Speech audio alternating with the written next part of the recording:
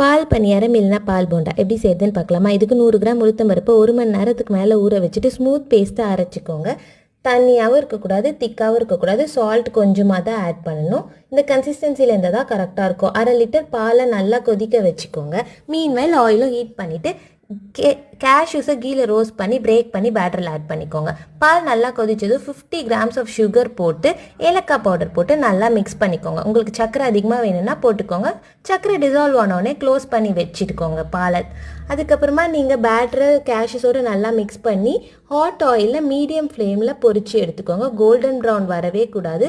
பேல் golden brown கலர்லேயே எடுத்து நீங்கள் ட்ரெயின் பண்ணிவிட்டு வச்சுக்கோங்க. அந்த ஹாட்டாக இருக்க போண்டா குக் ஆகிடுச்சான்னு செக் பண்ணிவிட்டு நீங்கள் சூடாக இருக்க பாலில் போட்டு ஒரு 10 to 15 மினிட்ஸ் ரெஸ்ட் பண்ணிவிட்டு சாப்பிட்டிங்கனாலே செமையாக இருக்கும். வேணும்னா ரெசன்ஸும் கேஷ்யூஸும் ஆட் பண்ணிக்கோங்க. Cook with love, serve with that. இந்த வீடியோ பிடிச்சிருந்துச்சுன்னா சப்ஸ்கிரைப் பண்ணிக்கோங்க.